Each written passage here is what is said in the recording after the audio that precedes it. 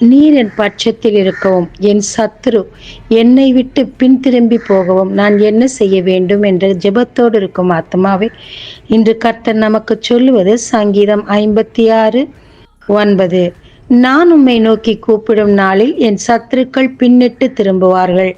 தேவன் என் பட்சத்தில் இருக்கிறார் என்பதை அறிவேன். சனகரிப் எசேக்கியா ராஜாவுக்கும் தேவனுக்கும் விரோதமாக பலவிதமான தீய வார்த்தைகளினால் பேசினார். எசேக்கியா ராஜாவோ தேவனை நோக்கி முறையிட்டார்.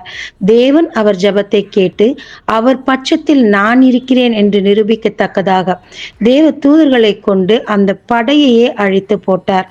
சனகரிப்போ மிகவும் வெட்க முகத்தோடு தன் நாட்டிற்கு திரும்பி போய் அங்கே மாண்டு போனார். ஆம், அன்பான தேவ பிள்ளைகளே, நாம் தேவனை நோக்கி கூப்பிடும்போது தேவன் நம் பட்சமாய்த்தான் இருக்கிறார் என்பதை நிரூபிப்பார். அதன் முதல் அடையாளமாக சத்துருக்கள் பின்னிட்டு திரும்புவார்கள். நம்மை மேற்கொண்டு வருகிறது போல் நமக்கு காணப்பட்டாலும் நாம் தேவனை நோக்கி வரும்போது நமக்காக யுத்தங்களை தேவனே செய்து நமக்கு மிகப்பெரிய ஜெயத்தை கொடுப்பார்.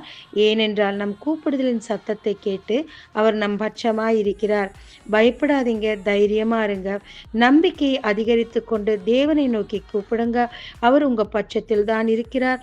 உங்கள் சத்துருக்கள் பின்னிட்டு திரும்புவதை நீங்க பாப்பீங்க. ஜெபிக்கலாமாங்க.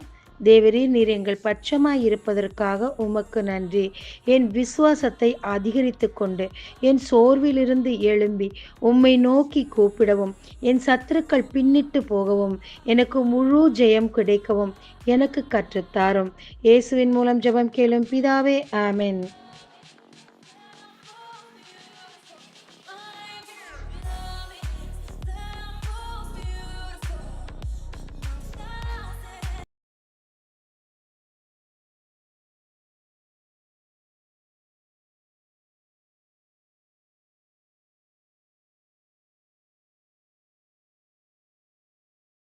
கர்த்தர் உங்களுக்கு சொல்லுவது எரேமியா 40:4.